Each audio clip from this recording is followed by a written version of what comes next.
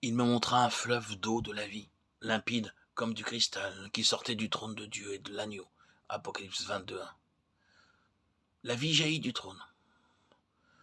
De quel trône s'agit-il? Du trône de Dieu, assurément, et de l'agneau. Nous avons vu tout au long du livre de l'Apocalypse que l'agneau était au milieu du trône, qu'il était au centre de l'adoration, qu'il occupait la place suprême, celle du gouvernement.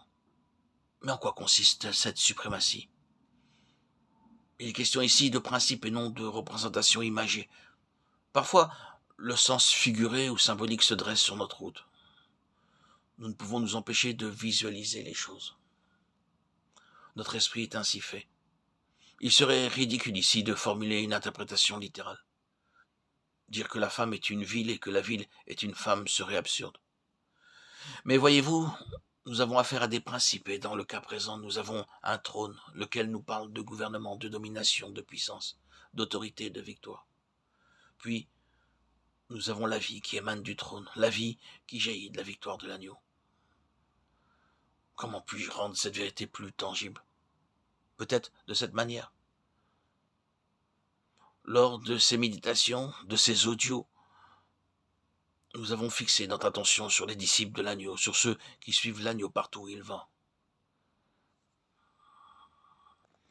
Ce sont ceux qui ne sont pas souillés avec des femmes car ils sont vierges, ils suivent l'agneau partout où il va. Ils ont été rachetés d'entre les hommes comme des prémices pour Dieu et pour l'agneau. Et dans leur bouche, il ne s'est point trouvé de mensonge car ils sont irréprochables. Apocalypse 14, 1, 5. En d'autres termes, si nous sommes en communion avec Christ et que nous sommes baptisés en sa mort dans notre expérience, non pas une ou deux fois, mais de manière toujours plus profonde, ceci nous amènera à nous effacer continuellement, à passer par toutes sortes d'expériences douloureuses de mort à soi-même, dans le but de connaître la puissance de sa résurrection. C'est alors que nous serons revêtus d'une grande force, d'une grande puissance et d'une grande autorité.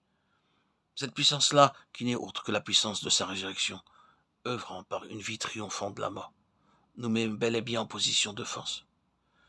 Si vous saviez ce que signifie être placé dans une situation quasi désespérée, où il n'y a plus d'issue excepté la mort, et que Dieu intervienne dans la puissance de la résurrection, vous vous trouveriez dans une position de force extraordinaire. Vous pourriez dire, maintenant je sais, pour moi ce n'est plus quelque chose de théorique, de fictif ou de purement doctrinal. Je connais sans l'ombre d'un doute la puissance de sa résurrection, la puissance de sa vie qui triomphe de la mort. Voilà ce que veut dire régner. Vous ne pourrez jamais régner d'une manière vraiment spirituelle en adhérant simplement à la doctrine de la résurrection. Le fait de croire à la véracité de cette doctrine ne vous donnera personnellement aucune puissance.